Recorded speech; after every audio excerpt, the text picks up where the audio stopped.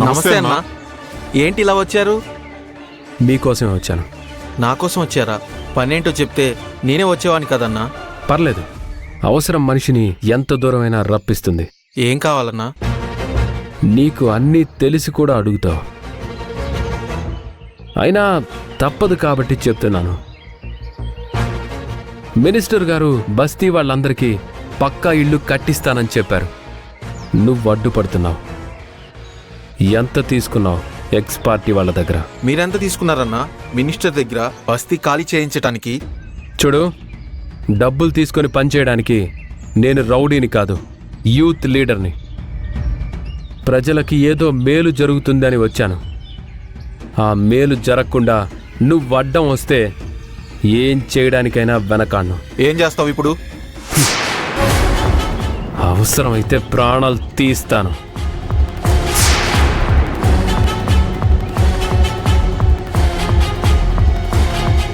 చూడు, 10 మందికి మేలు జరిగేటప్పుడు ఎవరైనా అడ్డం వస్తే వాళ్ళని తప్పించడంలో తప్పులేదని నా సిద్ధాంతం. మా ఆయన ఎవరితోనూ గొడవ పడుతున్నారు. మర్యాదగా మినిస్టర్ గారు చెప్పినట్టు చెయ్యి. అందరికీ మంచి జరుగుతుంది. ఎవరో ఏదో చెప్పిన మాటలు విని ఇంతమంది జీవితాల్ని నాశనం చేయకు. ఇదే లాస్ట్ టైం చెప్తున్నాను.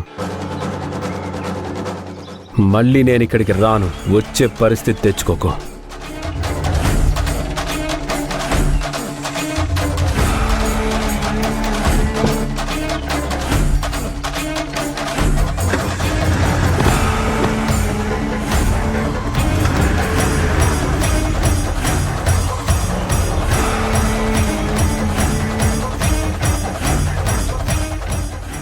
ఏం జరిగింది?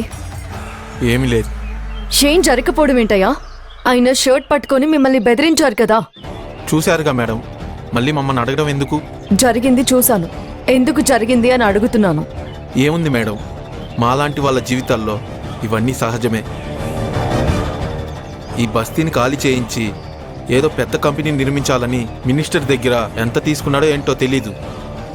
అందరికీ పక్కా ఇల్లు కట్టిస్తానని చెప్పి ఆశ చూపించాడు.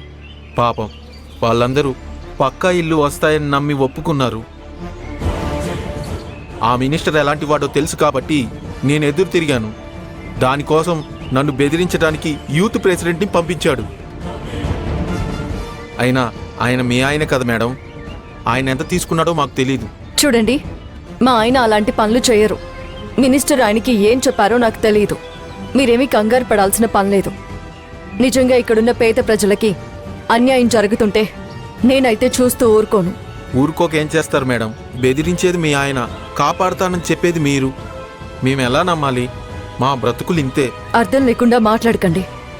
యూనిఫామ్లో ఉన్నప్పుడు ఎదురొచ్చేది భర్త అయినా, అత్త అయినా, మావైనా నేను లెక్క చేయను. సరే మేడం, మీరు న్యాయం చేస్తారని నమ్ముతున్నాం. ఏం చేయాలో చెప్పండి. మీరు చెప్పినట్టే నేను చేస్తాను. కానీ పోలీసులతో ఈ విషయం చెప్పామని వాళ్ళు ఈసారి ఎంతకైనా తెగిస్తారు. దాని గురించి మీరేమీ భయపడక్కర్లేదు. ఈ విషయం ఎవరికీ తెలియదు. నేను చెప్పినట్టు మాత్రమే చేయండి, చాలు. అలాగే మేడం.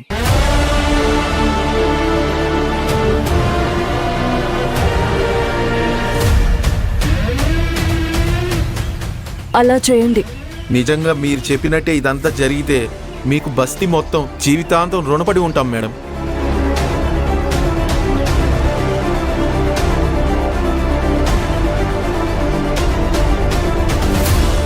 ఇలాంటి పని సత్య గారు ఎందుకు చేస్తున్నారో అర్థం కావడం లేదు. వీళ్ళు పొరపాటున సిఐ గారికి కంప్లైంట్ చేస్తే సిఐ గారు సత్య గారిని కూడా అరెస్ట్ చేస్తారు. అదే నాకు టెన్షన్గా ఉంది. సత్య గారికి ఈ విషయం తెలిసుండదు.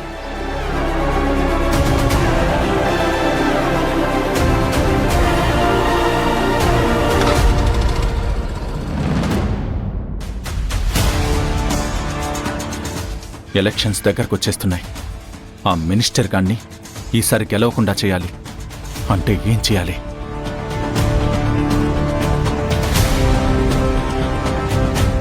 Good morning sir. చెప్పు మంజు. ఏంటి సార్ అంత కోపంగా ఉన్నారు? ఎలక్షన్స్ దగ్గరకు వస్తున్న కొద్దీ ఆ మినిస్టర్ గురించి ఆలోచనలన్నీ ఎక్కువ అవుతున్నాయి. నేనిప్పుడు ఆ మినిస్టర్ గురించి ఒక న్యూస్ తీసుకొచ్చాను సార్. చెప్పు మంజు.